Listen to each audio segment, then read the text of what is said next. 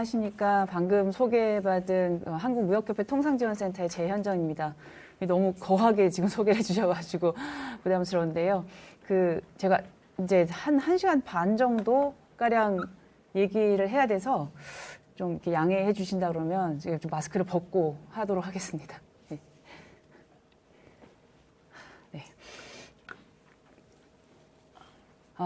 지금 사실 저희 맨날 실내에서도 또 실외에서도 마스크 쓰고 다니시라 굉장히 답답하실 것 같은데, 제가 어디서 발표를 하거나 이제 강의하는 횟수도 사실은 실제로는 줄어들었습니다. 근데 이제 최근에 뭐 조금 간헐적으로 할 때마다 이제 거의 온라인으로 하다 보니까 앞에 아무도 안 계시고 청중이 안 계시고 이제 발표하는 경우가 좀 있었거든요. 지난주에도 이제 그렇게 좀 촬영을 하고 왔는데, 이게 앞에서 발표하는 사람 입장에서는 굉장히 힘들더라고요. 그러니까 이게 청중이 좀 고개도 이렇게 끄덕끄덕 해주시고 눈도 마주치고 해야 앞에서 그 기를 받아서 좀 발표를 하는데, 그게 없이 카메라만 딱 들이대니까 1시간 반 정도 하고 나니까 제가 진짜 막 약간 정신이 아득해지면서 굉장히 힘들었거든요.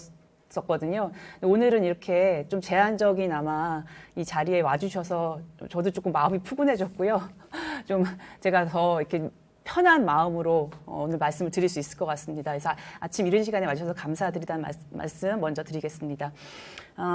앞서서 조금 언급을 해주셨는데, 이제 우리나라가 아무래도 무역 의존도가 크기 때문에 이 통상 환경에 대해서는 좀 궁금해 하시는 것 같고요. 특히나 이제 트럼프 대통령이 워낙 이 통상 관련된 조치들을 4년 동안 많이 하다 보니 사실 실제 기업에서 일하시는 분들은 이 통상 환경의 변화에 대해서 굉장히 민감하시고, 또 이런 변화가 어떻게 영향을 주는지 상당히 이제 궁금해 하시는데요.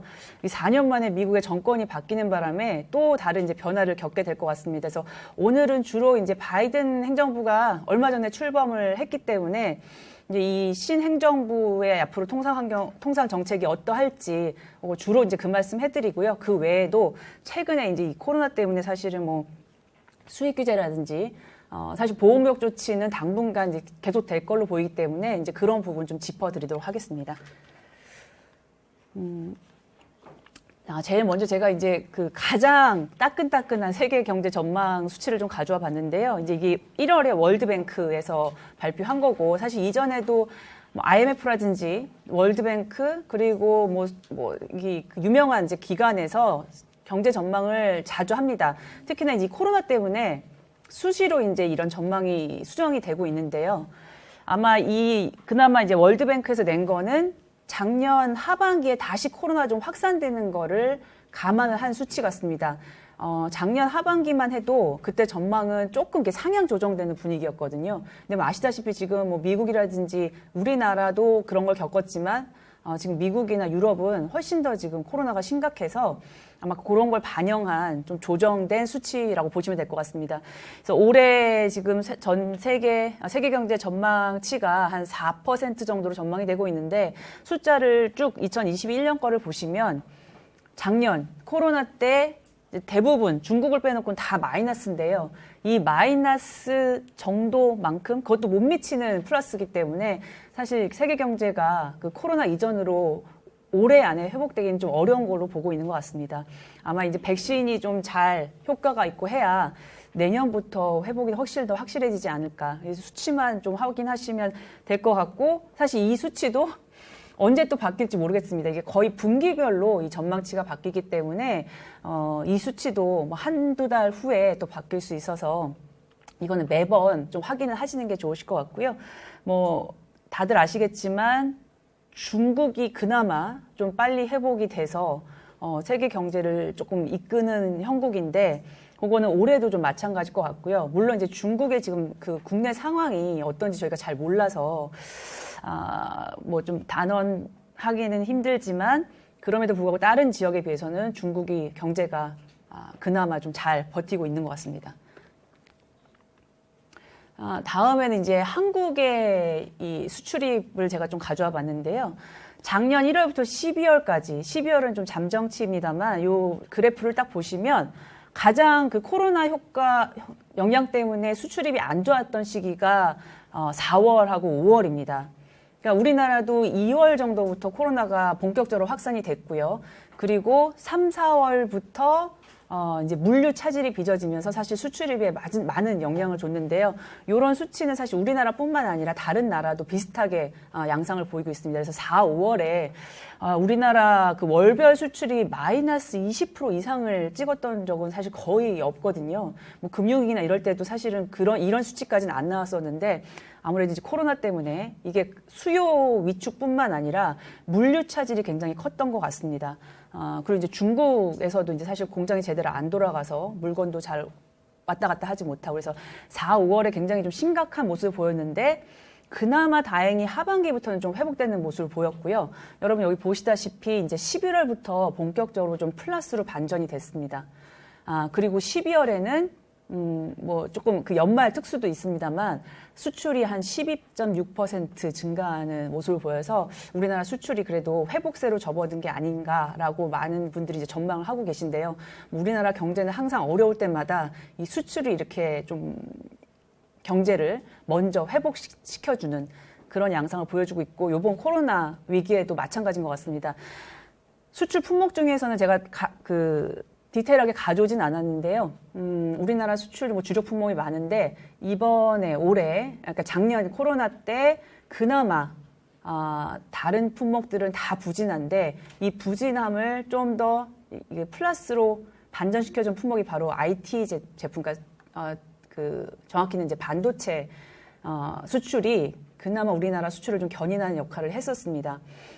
아마 이런 흐름은 올해도 계속될 것 같고요. 아시다시피 지금 비대면 때문에 IT 제품에 대한 수요도 많아지고요. 그리고 집에 있는 시간이 많다 보니까 뭐 가전제품, 사실 저도 작년에 가전제품을 개인적으로 바꿨는데 이 가전제품에도 요즘에는 이제 반도체라든지 이런 게 많이 접목이 돼서 이게 IT 기기에 대한 수요는 올해도 좀 좋은 걸로 다들 전망을 하고 있습니다. 이제 그러다 보면 우리나라가 워낙에 반도체 수출 강국이기 때문에 그런 이제 그 영향을 받을 수밖에 없는 상황이고요. 저희가 그 수출입 전망을 할 때 물량과 단가를 따로 이렇게 구분해서 봅니다. 그래서 수출입 전망하는 사람들은 물량이 빠지지 않으면 그나마 좀 다행이라고 생각을 하거든요. 그러니까 단가 하락은 좀 단가가 회복되면 바로 수출이 금액상으로는 회복될 수 있기 때문에 저희가 항상 그 물량을 체크하는데 작년에 코로나임에도 불구하고 사실 우리나라 수출이 물량으로 많이 이렇게 마이너스를 기록하지는 않았습니다. 그래서 단가만 좀 올라가면 우리나라 수출이 좀 나아지겠구나라는 생각을 했는데 뭐 실제로 그런 모습을 좀 보여주고 있었고 물론 품목마다 이 물량과 단가의 움직임이 좀 다릅니다만 반도체 같은 경우도 사실 재작년에 2019년에는 굉장히 안 좋았거든요, 가격이. 작년에는 또 가격이 좀 올라가서 또 반도체 수출에는 좀 큰 도움이 됐던 것 같습니다. 이렇게 우리나라 수출입 좀 간략하게 말씀을 드렸고요.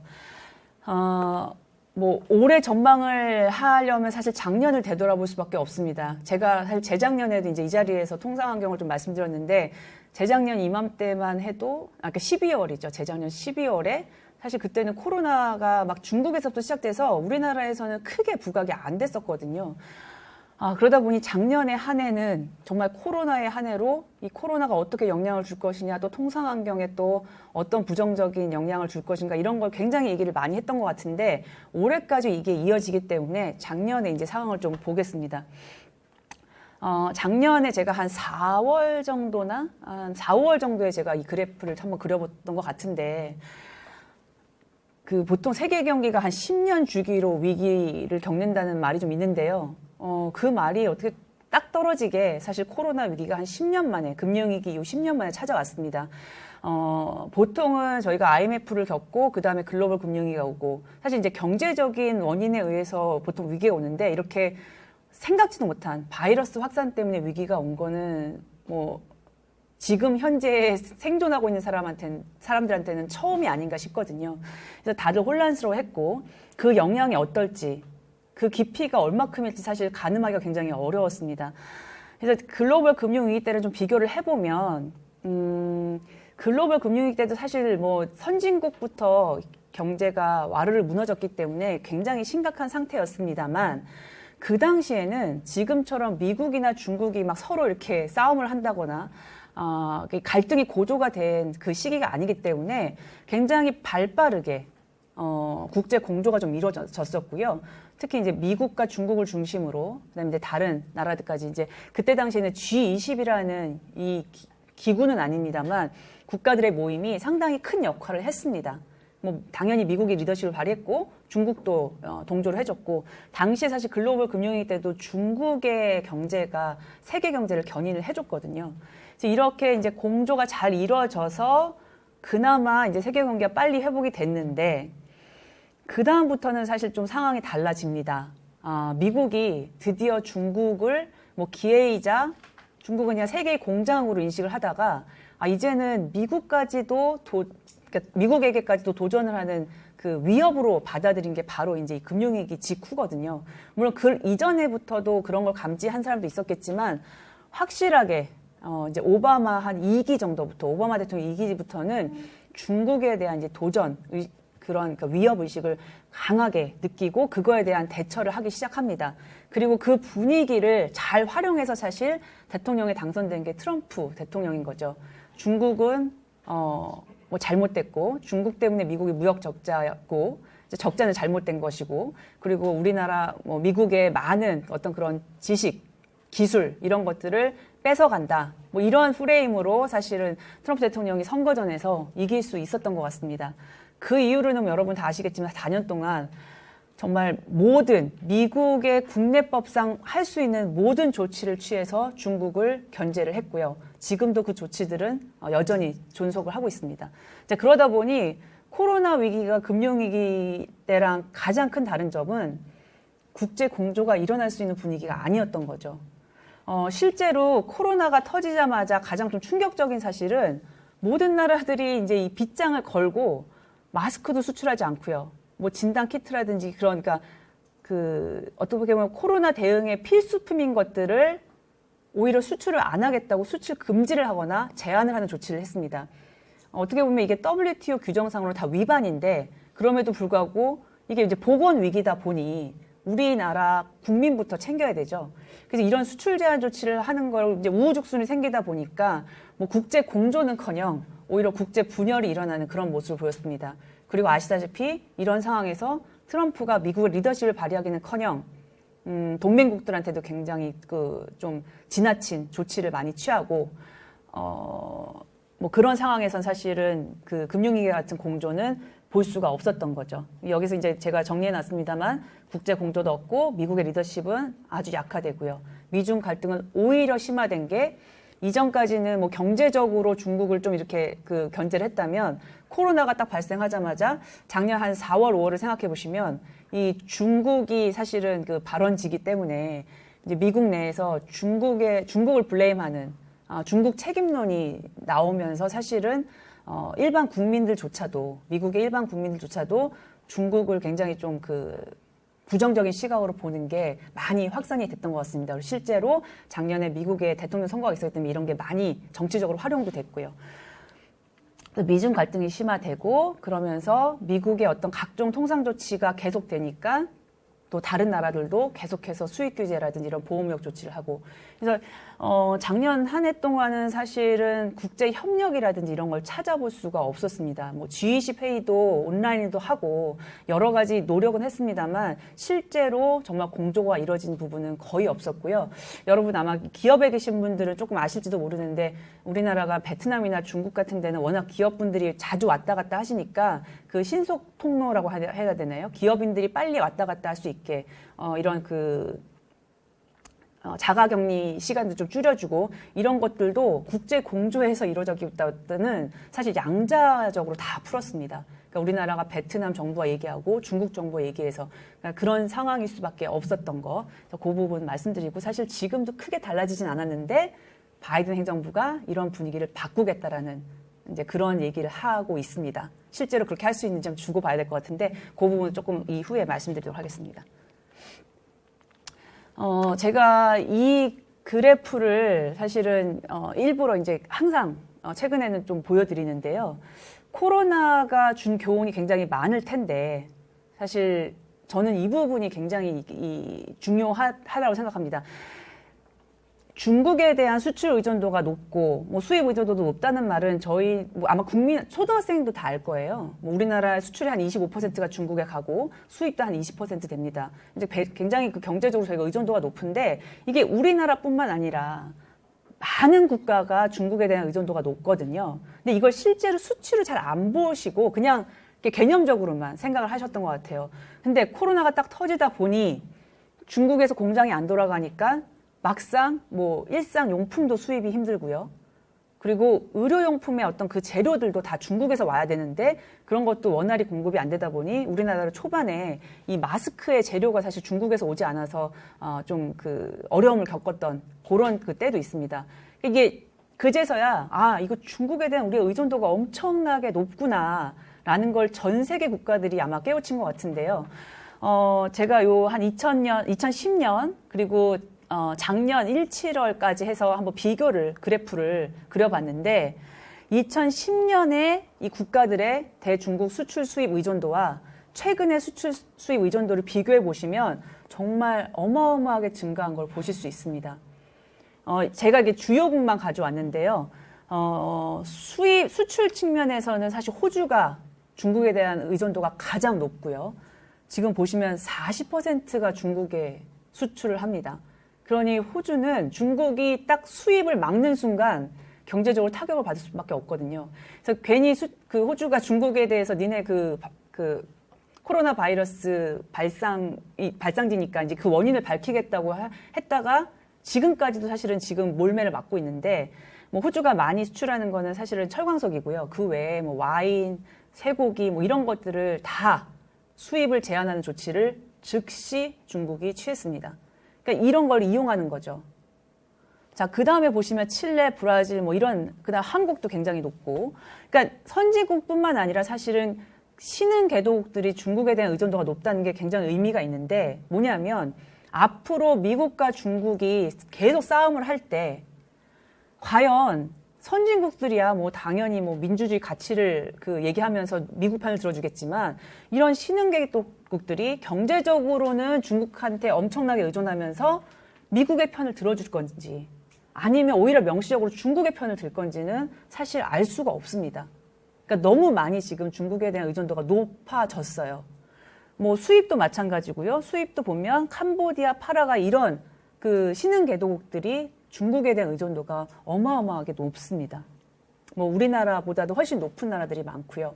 이게 좀 해소가 돼야 되는데 이게 빠른 시간 내에 되기가 힘들고요. 이제 모든 나라들의 숙제가 된 거죠. 그래서 뭐 그 작년에 많이 나왔던 말들이 이 공급망이 다시 조정이 돼야 된다. 중국에 대한 의존도를 벗어나기 위해서는 공급망을 다변화해야 된다. 이런 말을 아마 언론에서도 많이 나왔고요. 실제로 기업에서도 이런 부분 굉장히 고민을 하실 거라 생각을 합니다. 이게 저는 그 코로나가 준 가장 큰 교훈 중에 하나가 아닌가. 사실은 부지불식간에 이런 그 비중이 높은 걸 그냥 갈 수 있는데 코로나 때문에 확실하게 이거를 인식을 하고 뭔가 변화해야 되겠다라는 계기가 되지 않았나라는 생각이 듭니다. 그래서 작년의 화두가 바로 이 중국과의 디커플링인 거죠. 물론 미국에서부터 이런 말이 뭐 더 확산됐지만 대부분의 나라들이 미국과 중국이 싸우고 있는데 이 사이에 있다가는 정말 고래 싸움에 새우등이 터지겠다라는 생각을 하고 중국으로부터 조금 이탈해서 다른 생산지를 찾는 그런 움직임이 많아진 것 같습니다. 그래서 미중 갈등이 본격화되면서 이제 그런 움직임이 기업들마다 고민을 하시거나 아니면 실제로 생산지를 뭐 다른 데로 옮기거나 이런 일이 벌어지고 있는데요. 디커플링이지만 완전히 중국에서 나오는 건 굉장히 힘듭니다. 특히나 우리 기업들도 사실 중국에서 비즈니스 하시는 분들이 굉장히 많은데 당장 이 중국이 위협이 있으니까 위험하니까 다 뭐 공장 해체해서 다른 나라로 가라. 이거 말이 안 되는 거죠. 자, 그래서 뭐 이거는 제가 쓴 말이 아니고요. 뭐 여러 가지 언론에도 나오고 또 다른 보고서에서도 나오는 거를 좀 제가 종합을 해보니 이 디커플링이라는 게 결국은 그 중국 안에서의 비즈니스는 뭔가 공급망을 그 안에서 가져가고, 그러니까 소싱도 중국 내에서 그리고 판매도 중국에서, 그러니까 하나의 공급망을 이루게 하고, 이 미국이랑 연관된 공급망은 중국을 제외하고 하나의 공급망을 하는, 그러니까 공급망에 이원한 거죠. 이러한 얘기들이 많이 나오고 있고 실제로 유럽의 기업들도 이런 전략을 해야 된다라는 말이 나오고 있습니다.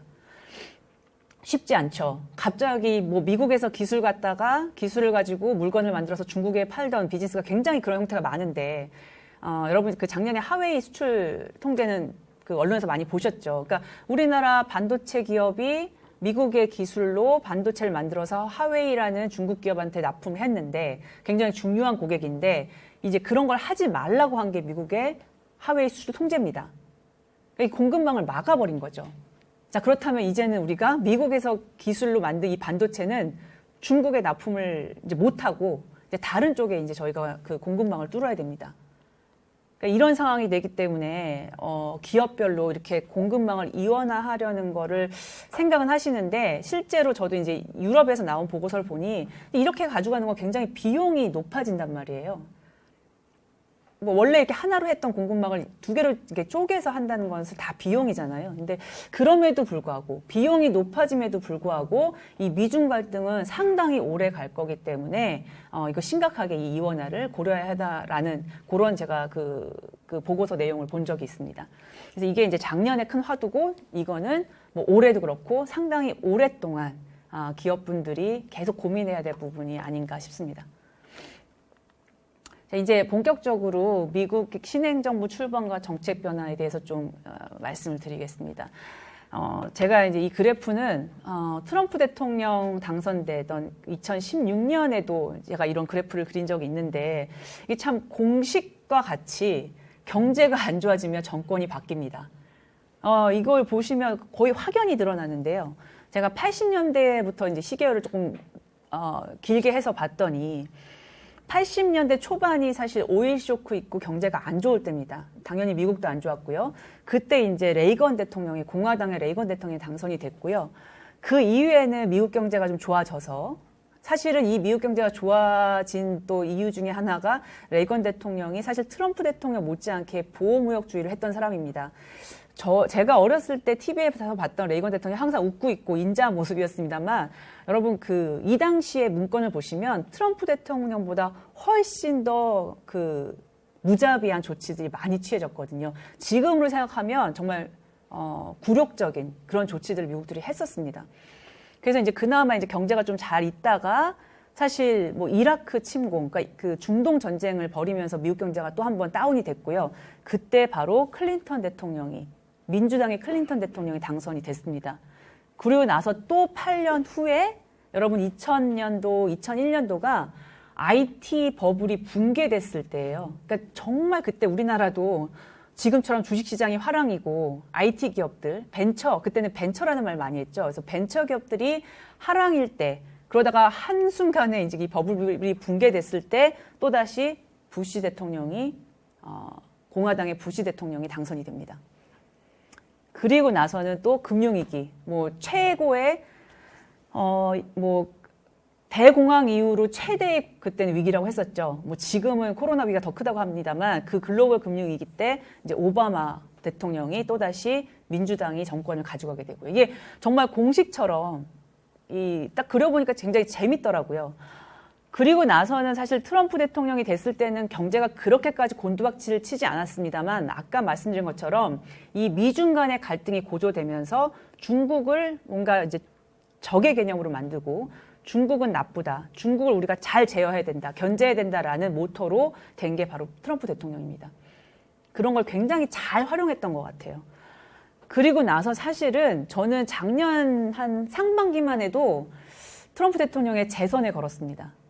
왜냐하면 트럼프 대통령이 4년 동안 제3국의 입장에서는 굉장히 무자비하고 정말 어떻게 저렇게 동맹들한테까지 저럴까라는 생각을 하지만 그 미국인이라고 생각을 해보세요. 미국에 있는 국민이라고 생각하시면 아메리칸 퍼스트는 그렇게 비판할 만한 그런 건 아닌 것 같습니다. 물론 식자들은 비판을 많이 했죠. 트럼프 대통령을. 그럼에도 불구하고 이번에 보시면 표가 상당히 많이 나왔거든요. 그래서 미국인의 입장에서 보면 트럼프 대통령이 4년 동안 중국에 대해서 견제도 했고 또 다른 나라들의 수입도 막아주고 그리고 본인이 한다고 했던 모든 공약을 지켜냈기 때문에 경제적으로 게다가 코로나만 아니었으면 미국 경제가 3% 지금 그 성장을 계속 지속을 하고 있었어요. 그래서 작년에 코로나만 아니었으면 그 트럼프의 재선은 어떻게 보면 굉장히 쉽게 이룰 수 있었는데 트럼프 대통령도 생각지 못했던 그 이제 코로나 확산 때문에 결국 이제 바이든 대통령한테 이걸 정권을 뺏긴 게 된 거죠. 그 바이든 행정부는 굉장히 이런 말 듣기 싫어하겠지만 사실은 코로나가 만든 대통령이라고 얘기를 해도 저는 그거는 잘못된 말은 아닌 것 같습니다. 그래서 분명히 이제 그 코로나 위기를 잘 어떻게 보면은 그 활용했다거나 아니면 그 코로나 때문에 경제가 안 좋다 보니 이제 정권 교체가 4년 만에 된 거죠. 여러분 이것만 보셔도요. 미국이 4년 만에 정권 교체되는 경우가 이렇게 자주 있진 않아요. 대부분 그 재선을 할 때 현직 대통령이 굉장히 유리하기 때문에 보통은 이제 8년을 하는데 이제 작년 같은 경우 정말 경제적인 요인이 가장 큰 그 변화, 선거에 영향을 많이 준 요인이 됐던 것 같습니다. 그래서 이렇게 해서 이제 바이든 대통령이 당선이 돼서 20일 날 미국 시간으로 1월 20일에 이제 출범을 한 거죠. 이 통상 정책도 제가 조금 이렇게 그 시계열로 설명을 해드리면 80년대는 아까 말씀드렸다시피 레이건 대통령이 보호무역주를 굉장히 세게 하던 시절입니다. 그때 당시에 뭐 주적까지는 아닙니다만 미국이 견제했던 나라는 일본이고요. 일본이 너무 경제적으로 빠르게 성장하다 보니 일본을 견제하겠다라는 생각이 많았던 것 같습니다. 그리고 유럽에 대해서도. 그래서 80년대는 말은 페어 트레이드라고 합니다만 이거는 미국의 입장에서 페어 트레이드인 거예요. 그래서 다른 나라들은 페어하지 않고 미국은 이제 페어 트레이드를 해야 되기 때문에 수입 규제도 하고 그 언페어한 나라들에 대해서 조치를 취하게 된 거죠. 그래서 80년대는 상당히 저도 그 당시에 제가 어렸기 때문에 문건을 좀 되돌려서 봤더니 아까도 말씀드렸지만 사실 트럼프 대통령은 가져다 대지도 못할 정도로 특히 일본 같은 경우는 정말 굴욕적인 협상들을 했었습니다. 자동차도 그렇고 반도체도 그렇고 이런 이제 미국이 일본을 견제하기 위한 이런 협정이라든지 약속이라든지 이런 게 많았거든요. 그 다음에는 이제 90년대와 2008년까지 금융위기 이전까지는 좀 굉장히 장기로 봤습니다만 이때는 사실 냉전이 끝났고요. 미국의 정말 완벽한 팍스 아메리카나의 시기입니다. 미국 하나밖에 없었던 거죠. 소련이 붕괴됐기 때문에. 그래서 정말 호시절이고 또 중국이 깨어나기 시작하면서 경제도 호황이었고 그래서 그때는 사실은 미국이 통상정책이라는 게 이렇게 FTA 체결하는 쪽에 많이 가 있었어요. FTA라는 건 뭐냐면 시장을 개척하기 위한 거거든요. 이제 다른 나라랑 협정을 맺어서 서로 장벽을 낮추고 관세를 내리고 이제 이런 거는 시장 접근을 더 개선하는 거에 방점이 돼 있습니다. 보호무역주의보다는. 그래서 이 시기는 보시다시피 미국이 많은 국가와 FTA를 체결한 그 시기고 그 다음에 이제 금융위기 이후에는 오바마 대통령이 이제 1기, 2기가 있는데 특히나 이제 2기에는 중국에 대한 견제 그리고 중국에 대해서 뭐 세이프가드도 한번 발동해 봤고요. 그 다음에 피보트 아시아라는 그런 이제 모토 하에서 TPP를 미국이 이제 추진을 하게 되죠. 그러니까 TPP는 미국이 시작한 건 아니고 엄밀히는 싱가포르나 이렇게 조그만 나라가 할 때 하고 있었고요. 미국이 이제 그 이후에 참가를 하면서 굉장히 의미가 커진 그런 협정입니다. 그래서 그 오바마 대통령이 이 TPP 협상을 굉장히 이제 그 미국의 가장 중요한 통상 정책으로 내세웠던 게 이 시기고요. 그런데 이제 이 트럼프 대통령이 들어서자마자 TPP에서 탈퇴를 하죠. 그게 아마 출범을 하면서 그 트럼프 대통령 행정부가 출범을 하는 날 TPP 탈퇴 사인을 했습니다. 그래서 이제 그 지난 4년 동안은 모토는 아메리칸 퍼스트. 무조건 미국이 우선이고 다른 나라들 수입에 대해서는 좀 그 제한을 하는 조치를 많이 취했고요. 그리고 중국에 대해서는 정말 각종 조치, 뭐 301조, 여러분 그 숫자를 많이 들으셨을 것 같은데 301조도 취하고요. 그리고 뭐 수출 통제라든지 그리고 심지어 중국의 투자도 우리 미국은 안 받겠다. 중국의 투자는 곧 우리 미국의 기업의 기밀을 빼가는 것과 같다. 그래서 국가 안보를 국가 안보를 위협하기 때문에 중국의 투자조차 우리가 심사를 해서 받거나 안 받거나 하겠다라는 그런 조치들도 다 이 지난 4년 동안 이루어집니다. 자, 앞으로 그러면은 그 2021년 올해부터는 미국의 통상 정책이 어떻게 변할 것인가? 그 공약집을 보면요, 작년에 바이든 대통령 공약집을 보면 사실 별게 없어요. 통상에 대한 얘기가 거의 없습니다. 저희 이제 저희 그 팀에서 보고서를 쓰면서도 참 힘들었던 게 트럼프 대통령은 정말 통상의 대통령이었거든요. 그 선거 전부터 통상 얘기를 많이 했기 때문에 저희가 정리할 내용도 많았고 뭐 이렇게 할 게 많았는데 이 바이든 대통령은 후보 당시에 별로 이렇게 통상에 대한 언급을 안 하다 보니 저희가 전망을 하기도 힘들고 도대체 이 정권이 그 바이든이 만약에 당선되면 이게 어떻게 변할까 가늠하기가 굉장히 어려웠습니다. 지금까지도 사실은 제대로 좀 정책이 나와 있지는 않아요. 출범한 지 얼마 안 돼서. 저희가 다른 어떤 인터뷰라든지 아니면 또 그런 어떤 해석한 기사를 통해서 조금 추측을 지금 하고 있는 정도고 3월부터 정책이 정말 나오기 시작하면 그때부터 아마 윤곽이 드러나지 않을까 싶습니다. 자, 제가 최근에 이제 기자분들이나 언론에서 제일 궁금해 하시는 게 뭐냐면, 트럼프 대통령과 그럼 바이든 대통령의 차이점이 뭐냐, 어떻게 제일 차이가 있느냐, 이런 말씀 하시는데, 제가 딱 한마디로 말씀드리면 사실 내용상에는 큰 차이가 없을 것 같아요, 앞으로. 왜냐하면 코로나로 힘들고요. 경제가 힘들면 보호무역주의를 사실 절대로 포기할 수가 없습니다. 그리고 중국에 대한 견제 계속 갈 거라는 거 지금 우리나라 언론에도 정말 많이 나오고 있거든요. 그래서 내용상으로는 별로 달라지지 않습니다만 겉으로 나타나는 말이라든지 표현이라든지 그리고 방식은 좀 달라질 것 같아요. 이제 그런 부분 좀 말씀드리고 싶은데 먼저 트럼프 대통령은 사실 이 통상으로 제가 대통령이 됐다고 말씀을 드렸거든요. 당시에 그 노동자층, 특히 이제 미국에서 좀 이제 어려움을 겪는 노동자층한테 어필이 됐던 부분은 뭐냐면 일자리가 계속 줄어드는데 미국 내에서 사실은 누구나 아는 게 이 자동화 그리고 경기 변화 때문에 일자리가 줄어든다는 걸 압니다만 트럼프는 이 무역의 화살을 쐈어요. 이런 무역 때문에 수입품 때문에 우리 일자리가 줄어든다라고 딱 프레임을 만들었습니다. 국내적으로는 이런 프레임이 사실은 선거전에서는 잘 먹힐 수밖에 없거든요.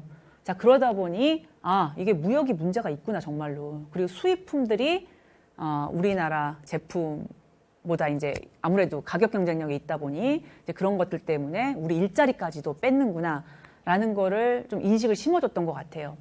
그러면서 이렇게 7가지 통상 관련 선거 공약을 했었습니다. 맨 첫 번째가 TPP 탈퇴 뭐 이런 건데 제가 이거는 여러 번 이제 여기저기서 얘기를 했는데요. 선거 공약 7가지를 다 지켜냈어요. 4년 동안. 놀랍게도. 여러분 대통령 중에 공약 다 지키는 사람 본 적 있으세요? 저는 우리나라도 없고 다른 나라도 없다고 생각을 하는데 트럼프 대통령은 정말 이걸 다 지켰습니다. 지켰다는 게 이제 우리 입장에서는 별 좋은 게 아닙니다만 이제 미국 입장에서는 또 다르게 평가할 수 있는 거죠. 그래서 제가 아까 말씀드린 게 이렇게 선거 공약을 다 지켜냈고 미국 경제만 좋았다면 다시 안 뽑을 이유가 없었던 거예요. 자, 반면 지금 바이든 행정부는 아까 말씀드렸다시피 구체적인 통상 정책을 얘기한 건 하나도 없습니다. 거의 없는데 그나마 문건에서 나타나는 것들이 이런 단어들이에요. 앞으로도 많이 보실 거예요. 그리고 이미 아마 요즘에 언론에서 보셨을 거예요. 동맹, 환경, 뭐 다자, 노동, 불평등 이런 그다음에 규범 위주로 가겠다. 이런 말들이 계속 문건에서 나옵니다. 바이든 대통령의 입에서도 나오고요. 그다음에 바이든 대통령이 지금 이제 인선한 여러 뭐 장관이라든지 이런 사람들의 인터뷰나 이런 걸 보시면 이런 단어가 제일 많이 나오거든요. 그러니까 이 바이든 행정부의 가장 큰 이제 차이점은 뭐냐면 자, 트럼프 대통령은 동맹도 괴롭혔잖아요. 중국만 괴롭힌 게 아니라. 근데 그건 잘못된 거다. 그렇게 한 방법은 정말 잘못된 거고 이제 우리 미국은 중국을 견제하기 위해서든 아니면 뭐 코로나 극복을 위해서든 동맹과 협력하겠다라는 말을 정말 많이 강조를 하고 있습니다. 이 동맹은 누구일까 아직 정의는 안 됐죠. 이제 이게 나중에 또 문제가 될 수 있는데 어쨌든 동맹과 협력하겠다는 말을 많이 하고 있고요. 그 다음에 이제 민주당이 원래 그 공화당이랑 다르게 공화당은 친기업이고 민주당은 친노동이잖아요.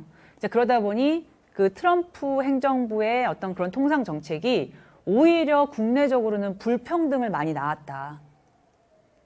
잘 사는 기업들은 더 잘 살게 되고 일반 국민이나 노동자들은 더 안 좋게 됐다.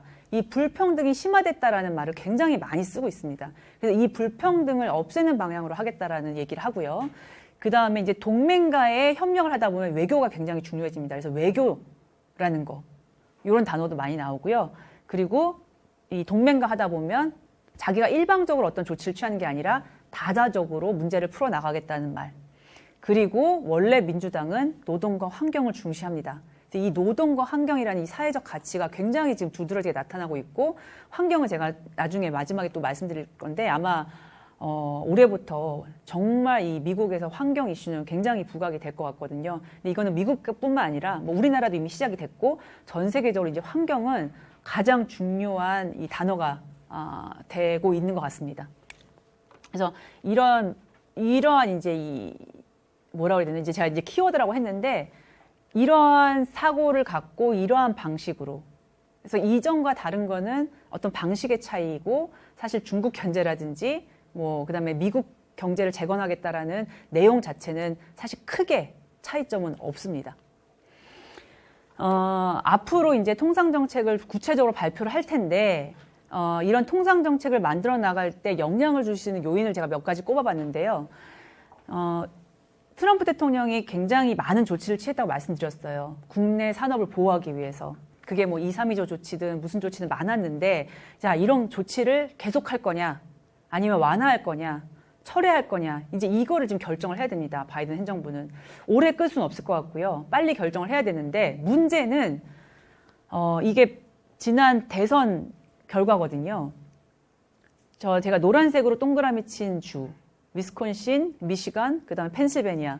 이게 이 주들이 사실은 5대5 근처에 있으면서 철강 산업이라든지 자동차 산업이 발달한 곳인데, 그 의미는 노동자들이 많다라는 의미다. 이 주가 사실 트럼프를 찍었던 주거든요. 4년 전에. 근데 이번에 이제 돌아섰습니다. 바이든 쪽으로. 사실 이 주는 원래가 민주당 표밭이에요. 근데 지난번에 굉장히 이례적으로 이제 그 트럼프를 지지를 해줬던 거고, 이 주의 지지, 그 다음에 저 밑에 빨간 거에 이제 둘러싸인 이 조지아주, 이 주가 사실은 그 바이든 대통령을 지지해줬기 때문에 결정적으로 이번에 당선이 될 수 있었거든요. 자, 근데 이 조지아주는 아시다시피 우리나라도 지금 공장들이 있고요. 큰 기업들이 가 있습니다. 거기도 노동자들이 많겠죠. 이 노동자층이 원하는 거, 이 노동자층은 사실은 보호를 당연히 원하겠죠. 이들이 요구하는 거를 그냥 모른 척하면서 과연 보호무역 조치를 없앨 수 있을지. 이미 철강노조나 이런 데는요, 2, 3.2조 조치는 계속해야 된다라는 서한을 바이든 대통령 취임 전에 보내놨습니다. 그러니까 미국 산업계가 바라는, 계속 보호를 받고 싶어하는 그런 요구를 어떻게 이제 절충해 나갈 것인지. 그래서 뭐 철강에 대한 2, 3.2조는 우리나라도 굉장히 지금 관심이 많은데, 철강 기업들은 이런 조치가 정말 계속 그냥 똑같이 가는 건지, 아니면 동맹국들에 대해서는 좀 완화 조치를 해줄 건지, 아니면 정말 앞으로 획기적으로 이걸 처리할 건지, 이 판단에 대해서는 지금 굉장히 저희가 주목을 해야 될 것 같고요. 요런 그 선거 전에서 어디가 지지했는지를 보시면 아마 얼마나 이 바이든 신행정부가 고민을 하게 될지 가늠하실 수 있을 것 같아요. 특히나 바이든 그 대통령의 정치적인 그 지지주가 바로 펜실베니아입니다. 그래서 이제 요게 좀 주요한 요인 중에 하나고요. 첫 번째로 꼽아봤고, 그 다음에 이제 두 번째가 통상 정책을 실제로 만들고 이거를 실행하는 이제 부처가 있어요. 미국은. 이제 우리나라는 통상교섭본부가 있고, 미국은 USTR, 그러니까 이게 미 무역 대표부입니다. 이곳에서 통상을 총괄을 하거든요. 우리나라보다 사실 훨씬 더 막강한 파워가 있고, 그 다음에 무역 협상도 하고요. 통상 정책을 만들기도 하고, 이 기관이 굉장히 영향력이 큽니다. 자, 여기가 이제 변화가 있는데, 트럼프 대통령 때는 무역 대표부의 대표가 라이트하이저라고 아마 신문에서 좀 많이 들으셨을 거예요. 이 라이트하이저 대표는요, 30년 이상 로펌에서 일했던 변호사입니다. 자, 그리고 또 가장 중요한 건 뭐냐면 아까 말씀드린 레이건 대통령 당시 80년대에 이 무역 대표부에서 근무를 했어요. 그러니까 가장 보호무역이 강했던 때에 뭐 주니어는 아닙니다만 그때 이제 뭐 그 지금처럼 대표는 아니었겠죠. 그래도 어쨌든 중참으로서 일을 했던 경험이 있습니다. 그 이후에는요 30년 넘게 미국 기업을 대리했던 변호사예요. 그러니까 얼마나 제3국의 기업들한테 제3국의 기업에 대해서 이해도도 높고 또 수입품을 막기 위해서 노력했던 사람이라 그 남의 약점도 잘 알고요. 자기 기업들의 장점도 잘 알고 있는 사람입니다. 그래서 이런 그 라이타이저가 지난 4년 동안 이 수장으로 있었기 때문에요. 사실은 한 번도 바뀌지 않고 4년을 했거든요. 자, 사업가와 변호사. 이게 쫙 궁합이 맞죠. 사업가가 이 국가의 이익을 어떤 그 기업의 이익처럼 인식을 하고 이 이익을 보호하기 위해서 변호사한테 야, 이걸 어떻게든 잘 지켜나가야 된다라고 하면 이 변호사는 법을 잘 알기 때문에 정말 미국의 역사상 가능한 모든 통상법을 다 동원을 했습니다. 여러분 그 232조 조치라는 건요. 1962년도에 만들어진 법이고요. 그다음에 301조라는 건 1974년에 만들어진 법이에요. 그러니까 이러한 법들을 다 끄집어내가지고 활용했던 사람이거든요. 그리고 제가 이제 뭐 여러 가지로 이제 루트로 듣기로는 심지어 뭐 국무부 장관이나 아니면 상무부 장관보다도 영향력이 셌던 사람입니다. 나이도 꽤 많고요. 이게 카리스마가 엄청난 사람이라 하더라고요. 그리고 너무나 경험이 많기 때문에 이제 이 사람 앞에 가면 사실 그 말하기조차 힘든 거죠. 너무나 이게 꿰고 있어서 미국의 통상 역사를 꿰고 있고 그다음에 어떤 그 법에 대해서 너무 능통해서 사실은 뭐 사실 사진만 봐도 이 날카로움이 보이실 텐데 이러한 구도로 4년 동안 미국의 통상 정책이 펼쳐졌습니다. 덕분에 우리나라를 포함해서 많은 나라들이 지금 어려움을 겪었죠. 자, 이번에 이제 그 수장이 바뀌었는데요. 참 놀랍게도 굉장히 어리고 지금 이 라이타이저 대표의 나이 한 반 정도밖에 안 되는 그리고 이제 보시면 딱 아시겠지만 아시안계입니다. 대만계. 그 캐서린 타이라는 사람이 이제 무역 대표로 지명이 됐는데 이제 여긴 청문회를 통과해야 돼서 아직은 지명자입니다. 자, 이분은 사실은 로펌이나 이런 데서 일한 적이 없어요. 실제로 했던 그 업무를 보면 이 사람도 무역 대표부에서 일을 한 적이 있고요. 그리고 그때 당시에 중국을 담당했다고 합니다. 그러니까 중국에 대해서는 굉장히 잘 알고 있을 것 같고 실제로 본인이 대만계이기 때문에 중국어에 능통하고 자, 그리고 중요한 거는요. 최근까지 의회 내 하원의 세입위에서 통상 담당한 그 자문 역할을 했습니다. 뭐 말이 자문이지 사실 굉장히 중요한 역할을 했다 하고요. 그 미국, 캐나다, 멕시코 간의 USMCA라고 이제 새로 그 협정이 체결될 때 민주당의 목소리를 아주 잘 반영하게끔 한 주역이라고 합니다. 그러니까 어떻게 보면은 어리지만 이게 지금 40대 중반이거든요. 어리지만 중국을 잘 알고 게다가 그 무역 대표부에서도 경험이 있고 의회에서도 잘 소통할 수 있는 사람 이런 사람을 그 결정을 한 것 같아요. 그래서 뭐 미국 의회 내에서는 굉장히 평이 좋고요. 잘 지명했다라는 이제 그런 평가를 받고 있습니다. 근데 앞으로의 행보는 좀 지켜봐야 될 것 같은데 저는 개인적으로 뭐 법에 대해서도 잘 알 것 같고 중국에 대해서 잘 아는 건 굉장히 장점입니다만 단 하나 과연 라이타이저만큼 카리스마가 있을까? 그리고 다른 부처의 장관까지도 어떻게 보면 더 위에 설 수 있는 그러한 카리스마를 보여줄 수 있을까에서는 조금 퀘스천 마크입니다. 근데 그거를 원해서 이 사람을 여기다 앉힌 것 같진 않고요. 이제 다른 역할을 원했던 거겠죠. 그래서 이 4년 만에 바뀐 이 무역 대표가 젊은 무역 대표가 앞으로 어떻게 행보를 할지 저희가 좀 잘 지켜봐야 될 것 같습니다.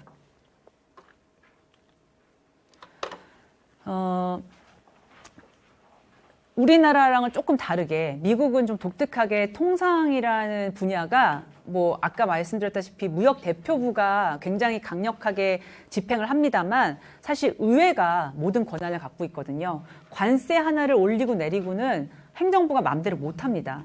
의회에 다 비준을 받아야 되는 사안인데 그만큼 의회가 통상 정책에 있어서 감독 관리를 많이 하고 모니터링 같은 거를 굉장히 강하게 하는 그 전통이 있는 게 미국인데 지난 4년간은 이게 완전히 깨져 있었거든요.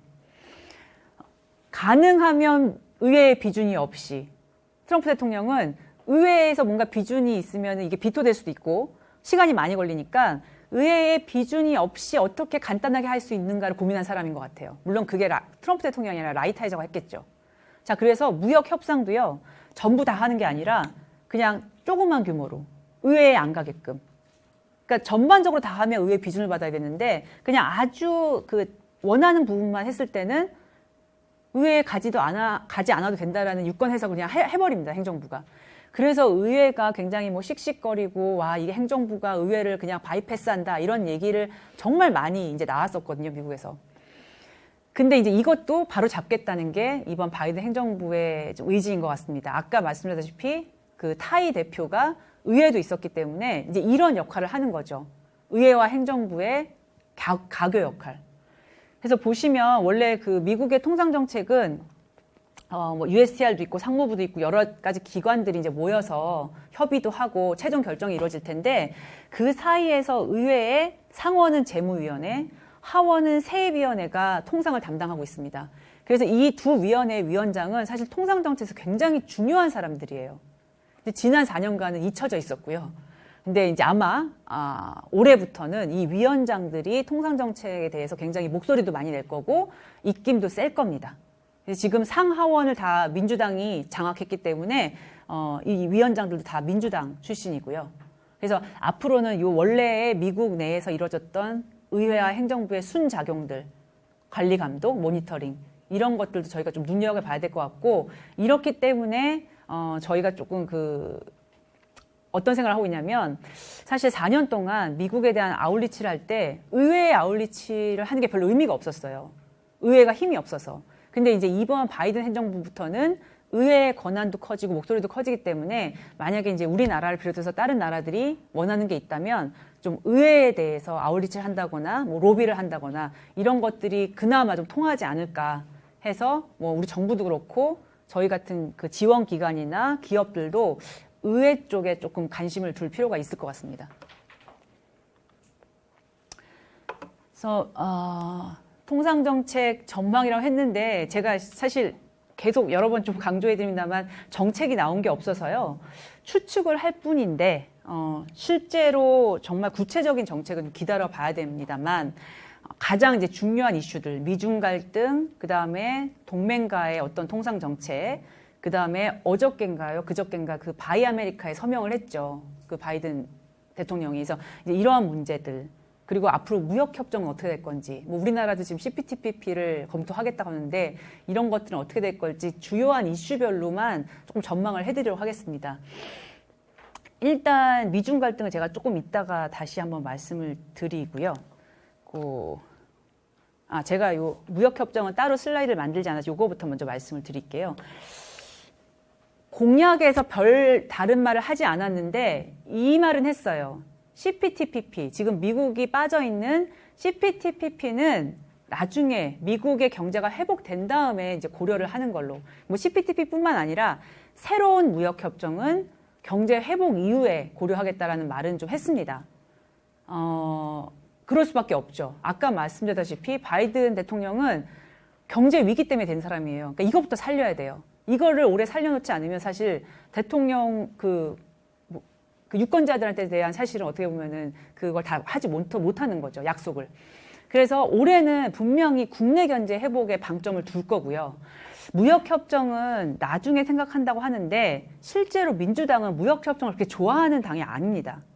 자, 아까 말씀드렸잖아요. 무역협정이라는 거는 시장 개방을 더 하는 거고, 이 시장 개방을 잘못했다가는 국내 산업이 문제가 되기 때문에, 국내 산업이 경쟁력이 약할 경우에 일자리도 없어지고, 그래서 사실은 이 무역협정은 공화당이 더 좋아하고요. 민주당은 원래가 그 무역협정에 대해서는 좀 보수적이에요. TPP를 오바마가 했던 거는 피보트 아시아를 중국 견제하기 위한 발판으로 삼기 위해서 한 것뿐입니다. 정치적인 계산이 훨씬 많았던 거예요. 그래서 지금 미국이 CPTPP를 갈까? 뭐 이렇게 갸우뚱하는데, 저는 이제 개인적으로 일단은 올해 안에는 절대 하기가 힘들 것 같고요. 새로운 무역협정에 가는 게. 그 다음에 트럼프 대통령 때 캐나다, 멕시코, 미국 간의 USMCA라는 아주 어떻게 보면은 그 규정을 좀 보면 이게 자유무역을 하자는 게 아니라 이 세 나라끼리 똘똘 뭉쳐서 이 북미 간의 공급망을 잘 활용하고 다른 데서 물건을 가져오는 게 아니라 이 안에서 다 하자라는 개념의 무역협정을 체결했습니다. 그리고 노동이나 환경의 기준도 굉장히 높여놨고요. 그래서 이게 지금 템플릿이 됐기 때문에 이거보다 낮은 수준의 CPTPP로 다시 돌아가기는 쉽지 않을 것 같아요, 미국이. 그래서 일부 전문가분들은 오히려 USMCA를 확장해서 다른 나라들 끌어들이는 형태로 가지 않을까라고 추측하시는 분도 있고요. 지금 형태에 지금 그냥 협정문 그대로의 CPTPP에 가기에는 미국이 좀 무리가 있지 않나. 그건 저도 개인적으로 그렇게 평가를 하고 있습니다. 근데 이상하게 우리나라가 지금 CPTPP 더 열을 올리는 것 같은데 사실 이거는 이제 우리나라 기업들도 견해가 좀 다르시고요. 미국이 가지 않은 CPTPP에 굳이 한국이 더 먼저 들어가야 될까 말아야 될까 뭐 이런 거는 조금 그 갑론을박이 있는 것 같습니다. 자, 다음에 이제 동맹. 아까 말씀드렸다시피 정말 동맹을 강조하는 지금 바이든 행정부이기 때문에 지금 당선되자마자 제일 많이 나오는 글들이 뭐냐면 미국과 유럽의 동맹 관계를 회복하자라는 말입니다. 영어로 하면 이제 트랜스 애틀란틱 이런 말이 많이 나오더라고요. 원래 동맹이죠. 근데 트럼프 대통령 당시에 사이가 정말 안 좋아졌거든요. 뭐 EU에 대해서도 가차없이 그 많은 통상 조치를 했기 때문에 자, EU 간 동맹 관계를 회복해야 중국을 견제할 수 있습니다. 왜냐, 미국은 혼자만으로는 쉽지 않다라는 거를 인식을 이제 했거든요. 그래서 EU와 같이 손을 잡아야 되는데 문제는 현안이 꽤 많습니다. EU와 미국 간에 지금 그 산적해 있는 문제들이 여러 개 있는데 그 중에 대표적인 게 아까 말씀드린 철강에 대한 2, 3위조 조치. 이것도 EU가 빨리 이제 이거는 그 없애라라는 입장인데 과연 바이든 행정부가 바로 없앨 수 있을지 아까 설명을 드렸고요. 그 다음에 최근에 또 아마 언론에서 보셨을 텐데 프랑스라든지 이런 EU의 몇몇 국가들이 디지털 서비스세를 부과하고 있는데 이거는 그냥 명명백백히 미국의 IT 기업, 잘 나가는 IT 기업, 구글, 페이스북, 아마존 이런 기업들이 돈은 우리 EU 내에서 버는데 세금은 제대로 내지 않기 때문에 디지털 서비스라는 걸 새로 만들어서 부과하겠다라는 게 목적입니다. 당연히 미국이 가만히 있을 수 없고요. 미국 기업들이 정부에 대해서 이런 것 좀 막아달라 했을 거고요. 미국은 이거에 대해서 보복 관세를 취하겠다는 얘기까지 했습니다. 유예는 됐습니다만 이게 이제 사실은 굉장히 그 뜨거운 감자 중에 하나고요. 다음에 에어버스랑 보잉은 아시다시피 전 세계에 그 이런 비행기를 만드는데 딱 두 군데입니다. 서로 잡아먹지 못해서 사실 난리거든요. 그리고 미국도 보조금 주고 EU도 보조금 주고 이 보조금 전쟁이 몇십 년 동안 되었는데 지금 이것도 계속되고 있고요. 그리고 최근에 아마 또 그 언론에서 보셨으면 EU가 중국이랑 투자협정을 맺었습니다. 이게 그저께 내용이 이제 공개가 됐는데 미국은 이제 놀란 거죠. 아니 우리도 못한 걸 EU가 8년 만에 협상을 딱 바이든 행정부 출마하기 직전에 타결 선언을 했거든요. 거의 직전에. 자, 그러더니 미국 의회 내에선 또 EU가 이렇게 단독으로 중국이랑 하는 건 문제가 있다. 니네 비준하지 마라. 이렇게 협박도 하고 있고요. 실제로 내용은 아주 높은 수준은 아닌 것 같은데 그럼에도 불구하고 EU는 굉장히 지금 홍보를 잘하고 있습니다. 우리가 중국을 훨씬 더 투명하게 만들었고 중국에 이제 이런 게 개선될 거로 이제 기대한다라고 나와 있는데 이 문제도 사실은 미국이 좀 껄끄러운. 왜냐하면 미국과 EU가 같이 해야 되는데 이제 EU와 중국이 먼저 해버린 거죠. 여기 이제 또 약간 껄끄러운 통상 현안이 될 것 같고요. 그 다음에 이제 기후변화 대응 같은 경우는 같이 할 건데 방식이 또 달라질 경우에 좀 충돌이 일어날 수 있어요. EU는 이런 방식으로 기후변화 대응을 하려고 하는데 미국은 조금 생각이 다른다든지 아니면 다행히 또 두 그 지역이 똑같은 마음을 할 수도 있고 그래서 이게 굉장히 또 큰 사안이 되고 그다음에 지금 이 심장 뭐라 해야 되나요? 그 심폐소생을 해야 되는 이 WTO 개혁 문제도 앞으로 EU와 미국이 좀 나서서 해야 될 문제로 지금 사안 중에 하나입니다. 그래서 동맹 간에 정말 끈끈하게 해야 된다라는 대의 명분은 있습니다만 그러면 이 사이에서 이런 현안들을 어떻게 풀어나갈 건지 그냥 사이좋게만 지낼 수 있는 건지 그래서 이게 아마 그 바이든 행정부의 상반기나 올해 안에 가장 큰 숙제가 될 것 같고요. 그 다음에 국내 이제 경제 재건 가장 큰 모토라고 말씀드렸습니다. 국내 경제 재건을 하려면요 산업 보호를 할 수밖에 없어요. 아까도 말씀드렸지만 철강 노조는 이미 232조 조치를 계속 존속해달라고 요청을 했습니다. 그리고 많은 기업들이 여전히 수입산에 대해서 반덤핑이라든지 상계관세 이런 것들을 해달라고 계속 그 신청이 들어가고 있거든요. 작년에 코로나에도 불구하고 미국이 이런 반덤핑 상계관세 조사를 개시한 건수를 보시면요. 어마어마합니다. 2020년 117건. 기존에랑 비교하시면 정말 많이 늘어난 걸 보실 수 있죠. 원래 미국의 어떤 반덤핑이라든지 이런 것들은 철강이나 일부 품목에 집중되어 있었는데 최근엔 아무래도 이제 경제가 안 좋다 보니 품목이 굉장히 다양화되고 있습니다. 우리나라가 작년에 걸린 큰 품목이 담배, 타이어, 그 다음에 심지어 중소기업들한테까지도 중소기업형 물건에까지도 이런 조치를 지금 취하고 있거든요. 그래서 이런 추세는 산업계가 원하는 거기 때문에 아무리 바이든 행정부가 뭐 우리는 보호무역주의를 하겠다는 말을 안 해도 산업계가 지금 경제가 어려워서 요청을 하는 거에 대해서는 그 정부가 대응을 할 수밖에 없습니다. 조사를 해야 되고 뭐 조사에 따라서 또 조치를 취해야 되고 그래서 이러한 흐름은 계속 가지 않을까. 물론 바깥으로 본인들이 보호무역 하겠다는 얘기는 절대 안 하겠죠. 그리고 사실 그저께 사인한, 그러니까 어저께 사인한 그 아메리칸 퍼스트도 아메리카 퍼스트가 아니라 그 바이 아메리카도 사실은 트럼프 대통령이랑 똑같거든요, 내용은. 우리나라 산업을 좀 살리기 위해서 정부에서 구매하는 정부 조달 물품은 미국산으로 써라. 이겁니다. 사실 정부 조달이라는 게 우리나라만 해도 꽤 많겠지만 미국이라는 정부 규모를 생각하시면 이게 어마어마하거든요. 근데 이거를 다른 나라 수입산을 쓰지 말고 미국산, 메이드 인 아메리카만 쓰라는 그런 조치입니다. 그러니까 사실 아메리카 퍼스트랑 다를 게 없죠. 그래서 이러한 기조는 계속 갈 거고요. 그다음에 미중 갈등을 따로 이제 제가 말씀드리면 이제 미중 갈등은요. 제가 보기에는 그냥 무역 전쟁, 관세 전쟁 이런 걸 차원을 넘어서 이제는 이제 외교, 국제 정치. 그래서 신냉전이란 말 요즘 많이 나오죠. 물론 미국과 소련의 경쟁 구도와 미국의 중국과의 경쟁 구도는 정말 다릅니다. 미국과 소련은 무역을 하지 않았잖아요. 근데 미국의 기업도 워낙에 지금 중국에 많이 투자가 돼 있고요. 또 서로 무역 관계도 굉장히 깊고. 자, 그런데 이게 견제를 해야 되고. 근데 딜레마인 그런 그 상황인데, 자, 중국을 그러다가 또 자시하고 놔둘 수는 없고요. 계속 미국의 패권에 도전을 하기 때문에 미국은 계속 견제를 해나갈 겁니다.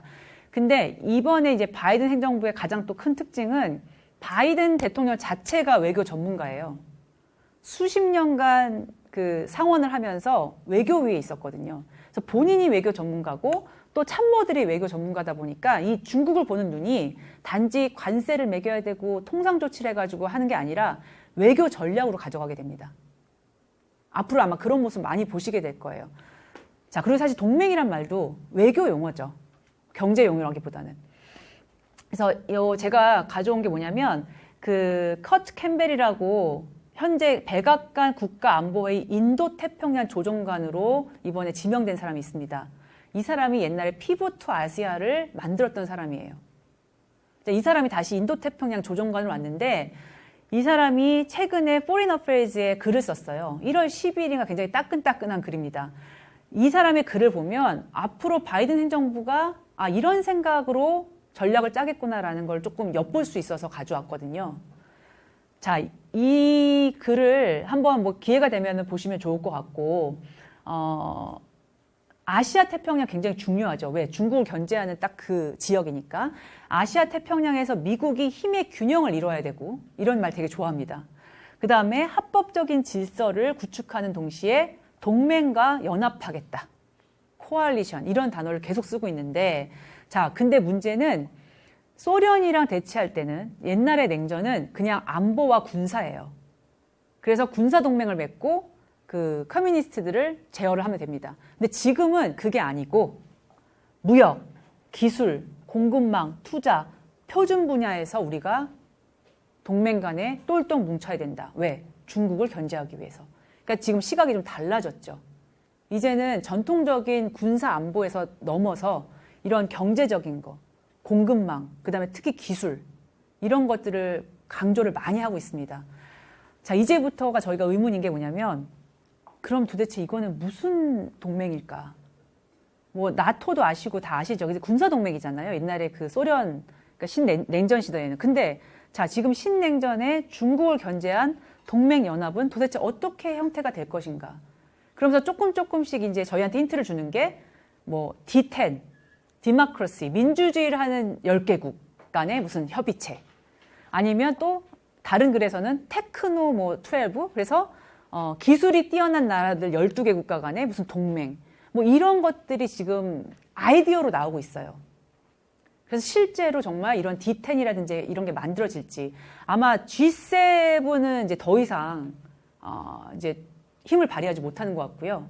그걸 더 이제 확장을 하면서 특히나 뭘로 뭉치냐면 디모크라시를 뭉치는 거죠. 왜? 중국에 반대되는 거는 민주주의니까. 그래서 이런 독재 정권에 우리가 맞서기 위해서는 민주주의 국가들이 뭉쳐야 된다. 상당히 가치적으로 가 있고 그 다음에 외교 용어들이 많이 나옵니다. 하지만 내용은 경제랑 무관하지 않은, 어떻게 보면 경제랑 직결된, 그러니까 경제랑 외교랑 막 정치가 어떻게 보면 짬뽕이 된 그런 결합 형태가 될 것 같아서 쉽지 않아요. 그래서 저도 사실 감히 어떤 형태의 연합이 이루어질 거라는 거를 전망하기는 굉장히 어렵습니다. 그래서 이 부분 저희가 굉장히 주시해서 볼 거고, 이거는 경제하는 분뿐만 아니라 정치 경제, 뭐 외교 하시는 분들이 다 같이 봐야 되지 않을까라는 생각이 들고요. 그래서 이렇게 글을 하나 소개를 해드렸고, 이게 이제 인도 퍼시픽 스킴이라고 미국이 맨날 얘기하던 거거든요.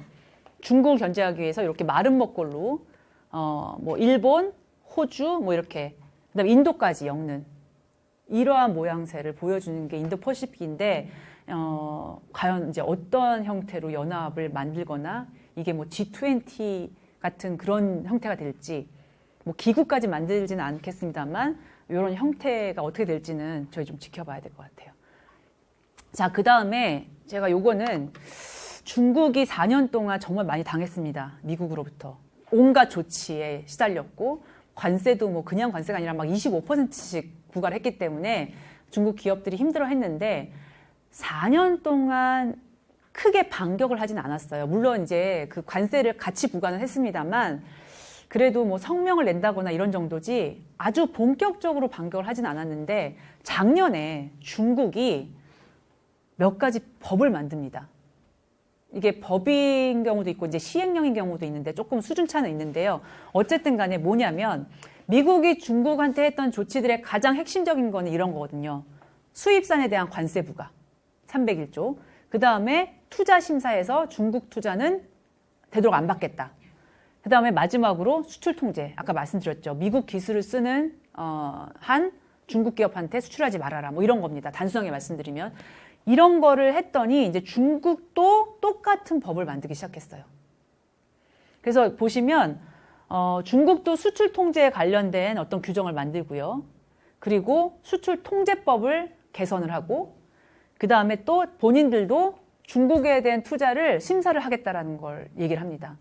사실 중국이 투자를 그냥 빨아들이지 이걸 뭐 심사해서 받아들이고 안 받아들이고 한다라는 얘기는 참 어떻게 보면 신선하죠. 근데 이제 이 미국이 이렇게 하다 보니까 우리도 이렇게 하겠다라는 방침을 세워서 발표가 됩니다. 그리고 이제 이 마지막이 최근에 나온 건데 뭐냐면 여러분 이거는 우리 기업들도 가끔 이제 질문을 하세요. 분명히 미국 국내법에 근거해서 수출 통제를 발표를 했는데 왜 한국 기업이 이거를 따라야 되냐. 심지어 중국 기업도 미국 기술을 갖다 쓰면 자국 기업인 화웨이한테 수출을 못합니다. 수출이 아니라 이제 그건 공급이겠죠. 못합니다. 그러니까 이상한 거예요. 우리나라 법도 아니고 왜 우리가 미국 법에 따라야 되지? 그런 의문이 가거든요. 그래서 우리나라 기업들도 아니 이게 왜 우리가 따라야 되지? 근데 미국 그 법상으로는 이걸 하지 않으면 벌금도 매기고 심지어 뭐 형도 살게 됩니다. 이게 사실은 역외 적용이거든요. 미국 국내법의 역외 적용. 이거는 뭐 국제법으로 따지면 사실 어떻게 될지 모르겠습니다만 이거에 대해서 중국이 제어하는 법을 만듭니다. 뭐냐면 이러한 역외 적용을 안 지켜도 되는 법. 그러니까 중국 기업이 미국의 수출 통제법을 지키지 않아도 되는 걸 중국 정부가 보장해주는 그런 법을 만들었어요. 그래서 사실 어떻게 보면 정면 대결이죠. 그래서 이게 지금 바로 발표가 되자마자 적용이 됐고요. 요 관련돼 가지고 저희 그 협회에서도 좀 설명회를 나중에 좀 필요하면 또 해드리도록 하겠습니다. 그래서 이렇게 중국의 반격이 작년부터 본격화됐다라는 말씀을 드리고요. 그러니까 이러한 수출 통제나 외국인 투자 심사는 미국이 철회를 할 가능성이 좀 낮아 보이거든요. 계속 갈 겁니다. 자, 그래서 이제 중국의 반격법이 실제로 이행이 될지 정말 그럼 아수라장이 될 것 같은데 이런 거는 이제 올해 조금 많이 저희가 지켜봐야 될 부분이고요. 그리고 이거는 이제 디커플링 얘기를 드리면, 디커플링이 정말 될까? 아까 말씀드렸다시피 이제 공급망을 이원화해야 된다 이런 말씀 드렸는데, 실제로 이원화하는 게 정말 어렵죠. 제가 이걸 굳이 가져온 게 뭐냐면, 분명히 미국도 중국이랑 디커플링 얘기를 하면서 작년에 보시면 정말 미국이 중국으로부터 수입을 어마어마하게 늘렸습니다. 왜? 일용품이 필요하고요. 그리고 심지어 뭐 이런 그 마스크나 진단 뭐 이런 그 코로나 대응에 필요한 의약품이나 의료기기들이 사실은 원재료가 중국에서 와야 되거든요. 제가 깜짝 놀란 게 미국의 대중국 수입에서 품목이 이제 상위 품목을 봤더니 옛날엔 없던 품목이 있는 거예요. 근데 그게 직물에 들어가 있는 건데 아니 이 직물이 한 몇천 프로가 늘었더라고요. 수입이 미국의 대중국 수입이. 도대체 왜 이 직물이 늘었을까 했더니 이제 그런 게 방호복이라든지 이런 뭐 마스크라든지 이런 데 쓰이는 재료인 거예요. 그래서 디커플링은커녕 미국이 중국으로부터 엄청나게 수입을 많이 합니다. 여기 보시면 수출 증가율이요. 10월에 65.7%, 그리고 11월에는 40.3%입니다. 중국과 디커플링을 하겠다고 4년 동안 했는데 마지막 모습은 오히려 다시 리커플링 되는 모습? 그래서 이게 참 당장은 이게 쉽지 않겠구나라는 걸 이제 보여드리기 위해서 이 숫자를 한번 가져와 봤고요. 자, 이제 미국은 여기까지 조금 말씀을 드리고, 워낙 지금 경제가 안 좋고 세계적으로 다 어려움을 겪다 보니 실제로 수입 규제는 줄어들지 않았습니다. 이러한 반덤핑이나 상계관세는 원래 조사가 개시되면 조사관들이 출장도 오고 그러거든요. 실제로. 근데 그런 걸 못 하잖아요. 지금 코로나 때문에. 그럼에도 불구하고 비대면으로 하면서까지도 이런 조사 개시가 정말 엄청나게 지금 많이 일어나고 있는데, 아까 미국은 보셨고요. 이제 저희가 또 주목해야 될 나라가 인도입니다. 인도가 또 보호무역의 거의 메카거든요. 그래서 한 재작년부터 인도에서 정말 수입을 규제한 조치들이 많이 일어나고 있습니다. 그리고 인도는 주로 화학제품, 석유화학제품 이런 쪽에 그 수입을 제한하는 조치를 많이 하고 있고요. 다음에 주목해야 될 부분이 저희가 이거는 보고서로도 냈는데 아세안, 여러분 그 기업하시는 분들 중에는 아세안에 지금 관심 있는 분들 많으실 거예요. 실제로 아세안에 진출하신 분들도 많으실 거고, 아시다시피 베트남은 우리나라 수출 3위 국가입니다. 아세안이 더 각광받는 이유는 포스트 차이나인 거죠. 미중 관계가 안 좋아지니까 그 다음 이제 그 생산지를 찾아야 되는데 대부분 다 아세안으로 가세요. 그 중에 으뜸은 베트남. 자, 그러다 보니 이 아세안 국가들이 어떤 생각을 하게 됐냐면, 이렇게 계속 오면 뭐 투자 차원에선 좋은데 수입이 늘어나면서 우리의 자생산업이 잘못하면 다치겠구나라는 생각을 해서 이 아세안 국가들이 수입 규제를 하기 시작했습니다. 원래는 이런 수입 규제를 하는 조직도 별로 없었어요. 근데 막 미얀마 같은 나라가 법을 만들고, 그리고 태국이나 이런 나라들이 공격적으로 수입 규제를 지금 취하고 있고, 베트남도 수입 규제를 지금 하고 있습니다. 그래서 아세안 국가들이 하는 거가 많아졌고, 또 한 방향으로는 아세안이 이제 생산 공장이 되다 보니 수출을 많이 하잖아요. 수출을 공격적으로 하니까 또 미국이나 EU가 이 아세안 국가들에 대해서 수입 규제를 합니다. 제일 제가 강조드리고 싶은 건요, 미국이 베트남을 어떻게 볼 것이냐. 이게 중국에서 베트남을 지금 가시는 기업들이 굉장히 많기 때문에 이거를 되게 궁금해 하시거든요. 조심을 하셔야 돼요. 왜? 베트남은 똑같은 비시장 경제고 사회주의 국가예요. 그러니까 미국이 이렇게 곱게 보지 않습니다. 그리고 가장 큰 문제가 뭐냐면 미중 분쟁 다음으로 중국의 기업들이 베트남으로 많이 갔어요. 그래서 미국은 중국 기업들이 우회하는 지역으로 베트남을 지금 활용하고 있다는 걸 알고 있습니다. 그래서 이거를 좀 주시하고 있고, 그래서 우리나라 기업들 지금 베트남에 많이 나가 계시기 때문에 미국의 이렇게 베트남을 보는 시각이라든지, 그다음 미국이 최근에 아시다시피 베트남 그 환율 조작에 대해서도 문제를 삼고 있잖아요. 그래서 이런 거를 지금 어떻게 앞으로 가져갈지를 잘 보셔야 되고, 베트남이 정말 마음 놓고 갈 수 있는 투자지로 보시는 거는 굉장히 위험할 수 있습니다. 그래서 일부러 제가 아세안 내용을 좀 가져왔는데, 보시면 이게 아세안이 취한 조치도 많아졌고요.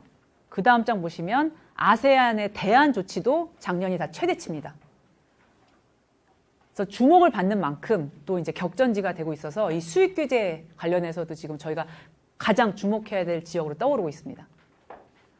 그다음에 시간이 정말 얼마 남지 않았는데 이 환경 얘기는 제가 안 하고 넘어갈 수가 없어서 환경 얘기 마지막으로 좀 말씀을 드릴게요. 갑자기 이렇게 환경이 뜨냐. 저도 사실 작년에 하반기부터 이 환경 쪽을 좀 들여다보기 시작했습니다. 왜 자꾸 갑자기 환경 하는 걸까? 특히 이제 EU에서 이게 시작이 됐는데, 이 뭐냐면, 뭐 여러분, 기후변화에 대해서는 뭐 다들 아실 거예요. 이미 느끼시고, 우리나라도 지금 뭐 기온이 왔다 갔다 하니까 기후변화가 심각하다. 이 문제가 우리가 대응을 해야 된다라는 거는 대충은 이제 아실 텐데, 얼마나 심각한지는 사실 저도 잘 몰랐었어요. 근데 이제 자꾸만 환경이 화두가 되고 무역이랑 연계되니까 저도 문헌을 뒤져보니 이런 환경을 보호하기 위해서 기후변화에 대응하기 위해서 협정이 크게 두 개 있었고요. 교토 협정이 있었고 그 다음에 이제 파리 기후 협정인데 이 파리 기후 협정에서 결정된 사안, 협의된 사안을 이행하기 시작하는 시점이 작년이나 올해입니다. 그래서 자꾸만 환경이 이제 대두되기 시작한 거예요. 여기서 결정한 사안을 이제 이행을 해야 되기 때문에. 근데 트럼프는 여기서 빠져나갔었죠. 그리고 바이든 대통령이 지금 취임하자마자 다시 이제 들어가는 걸로 하는데, 자, 기후변화가 얼마나 이게 심각한 이슈냐. 산업혁명 당시에 기온보다 2도씨가 올라가지 않게끔 하는 게 목표거든요. 그 2도씨가 별거 아닌 것 같으시죠? 근데 저도 전문가한테 물어보니 산업화 이전에, 그러니까 산업혁명 이전의 지구의 온도보다 평균 온도가 3도가 올라가면 그냥 지구는 재앙이라고 합니다. 그러니까 다 농작물이 말라 비틀어지고, 그러면 진짜 그냥 인류가 거의 멸망하는. 그래서 이 3도가 굉장히 크리티컬한데, 그래서 목표가 2도보다 낮게 가자는 거예요. 그러니까 온도를 상승시키지 말자는 거죠. 자, 그런데 문제는 그러려면 이산화탄소를 줄여야 됩니다. 그래서 요즘에 각 정부가 나서서 탄소 중립을 외치는 거예요. 2050년까지 우리는 탄소 중립을 하겠다. 넷제로. 탄소를 거의 이제 방출을 안 하겠다. 자, 근데 이거 저희 굴뚝산업들은 정말 지금 걱정이 많습니다. 이렇게 빠른 시간 내에 과연 탄소 중립을 잘 할 수 있을까? 뭐 철강이라든지 이런 석유화학이라든지 이런 부분들이 굉장히 걱정이 많으실 텐데, 자, 이러다 보니 각국에서 환경 규제라든지 이런 게 아마 올해부터 정말 많이 쏟아질 거예요. 우리나라도 마찬가지고요. 이 탄소 중립을 외쳤기 때문에. 그래서 지금 중국은 2060년까지 달성하겠다고 했고, 우리나라도 2050년에 목표를 지금 세워놨습니다. 자, 그러면 이제 환경 규제가 많아지겠죠. 탄소를 배출하지 않게끔. 그리고 석유 원료, 뭐 이렇게 그 화석 원료에서 이제 그런 오염을 시키지 않는 친환경 에너지로 가려는 움직임이 많이 보일 겁니다. 그래서 이제 그런 게 아마 주식시장에서 요즘에 뜨는 것 같아요. 자, 그런데 그럼 도대체 무역이랑 무슨 상관이 있느냐, 이게. 환경은 다 국내 규제 아니냐, 왜 갑자기 무역이랑 연계가 되냐라고 궁금해 하실 텐데, 이게 문제가 뭐냐면, 국내 규제를 굉장히, 환경 규제를 제일 세게 하는 게 유럽입니다. 이제 EU는 내부적으로 환경 규제를 굉장히 수준 높게 하고 있는데, 자, 그렇게 가져가다 보니 이 규제가 높은 지역에서 우리 산업은 고비용 구조로 제품을 만들어내는데, 다른 나라들은 환경 규제를 심하게 안 하다 보니 그냥 비용이 저가로 해서 EU에 그냥 들어오더라. 이게 문제다. 뭐 이거 이제 표현하는데 카본 리키지라고 표현을 하던데요. 그러니까 EU만 국내적으로 규제를 세게 해봤자 전 지구적인 기후변화는 막기가 힘들다라는 인식을 합니다. 이해가 가시죠? 그래서 EU가 먼저 지금 외치고 있는 게 뭐냐면, EU 영내만 규제할 게 아니라 EU 영내로 들어오는 수입품에 대해서도 규제를 해야 된다는 거예요. 자, 이 그림을 보시면 알 것 같은데, 이건 저도 이제 어디서 인터넷에서 있는 그 그림을 좀 따왔는데요. 자, 지금까지는 뭐냐면 역외에서 이렇게 탄소를 뿜뿜뿜뿜 뿜어내면서 저가로 만들어낸 제품이 EU 마켓에 오죠. 그러면 고비용 구조의 자국 산업은 경쟁력을 잃게 됩니다. 자, 이렇게 하지 말고 EU에 들어오는 그 국경에서 세금을 매기든 관세를 매기든 어떻게든 수입품에 대해서 뭔가 페널티를 줘야 다른 나라들이 환경 친화적으로 물건을 만들 거라는 거죠. 자, 이러다 보니 환경 규제가 무역과 연계가 됩니다. 그래서 지금 EU에서 얘기하는 것들이 탄소 국경 조정 제도를 하겠다는 거예요. 국경에서 조정을 하겠다는 거죠. 그래서 수입품에 대해서도 똑같이 뭔가 환경에 대한 페널티를 매겨서 앞으로 이제 기후변화에 대응하게 하겠다. 이제 목표가 그겁니다. 아직은 발표가 안 났고요. 구체적인 이 탄소 국경 조정 제도의 실체는 빠르면 상반기 내에 나올 것 같습니다. 이게 아마 엄청나게 큰 파장이 있을 거예요. 물론 전 제품에 하는 건 아니고요. 지금 EU는 시멘트나 철강에 먼저 하겠다는 입장입니다. 왜냐하면 이렇게 세금을 부과할 때 어떤 파장이 올지 모르기 때문에 일단은 가장 탄소를 많이 배출하는 그런 산업부터 가자라는 게 EU의 입장이고요. 이게 이제 아마 상반기에 여기 정책이 나오면 뭐 우리나라뿐만 아니라 많은 나라들이 이거에 대해서 이제 그 분석을 하고 평가를 하고 심지어 이제 그러면 EU만 하는 게 아니라 우리도 해야 되나? 뭐 이런 걸 검토를 하게 되겠죠.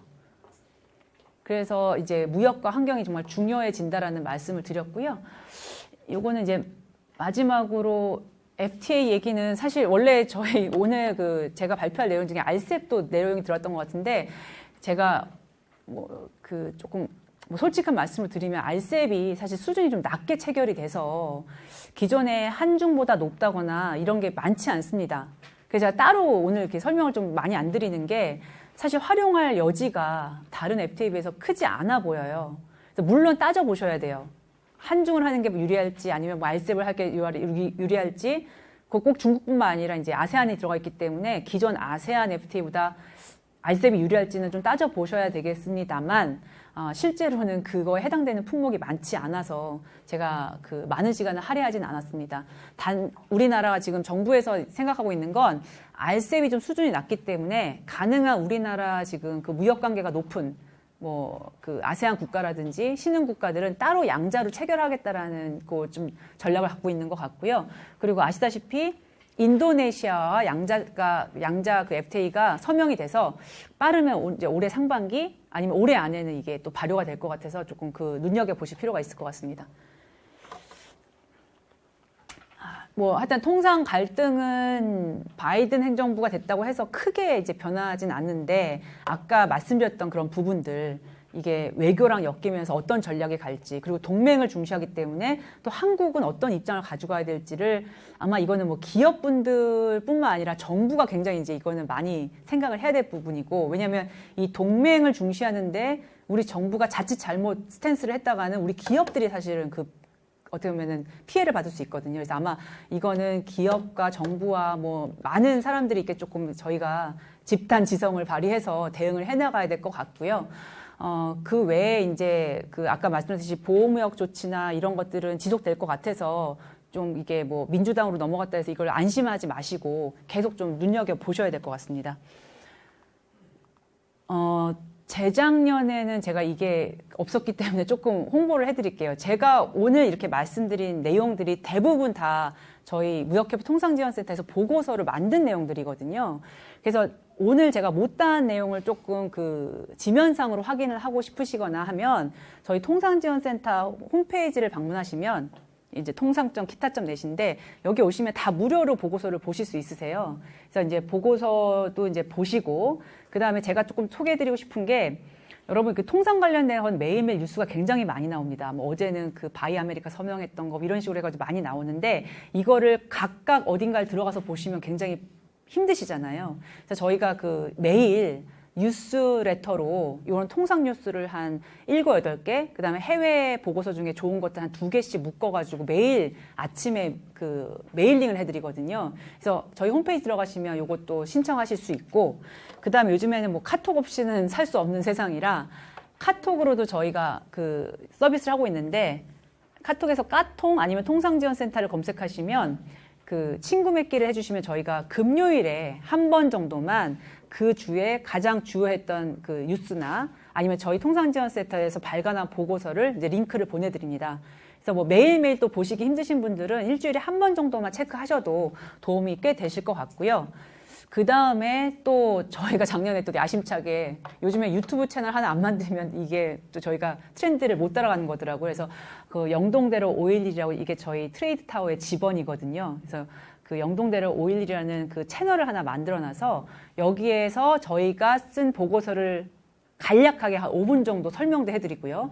그 다음에 뭐 통상하면 뭐 300일, 뭐 2, 3일 이상한 용어들이 많은데 이런 용어를 좀 쉽게 풀어드리는 통상에 대해서 좀 기초 지식도 좀 알려드리고 이러한 영상들을 저희가 작년부터 만들어서 지금 올리고 있습니다. 그래서 뭐 그 출퇴근하실 때 보시면 저희 기업분들 중에 보고서를 바빠서 못 읽는데 요거 5분 정도 들으니까 굉장히 그 브리핑이 좋더라라는 평을 또 해주시더라고요. 그래서 요거 잘 활용하시면 좀 중요한 통상 뉴스 놓치지 않고 체크하실 수 있을 것 같습니다.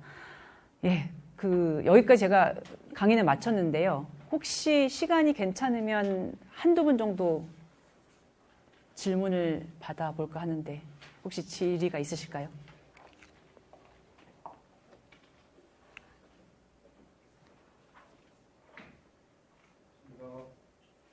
네.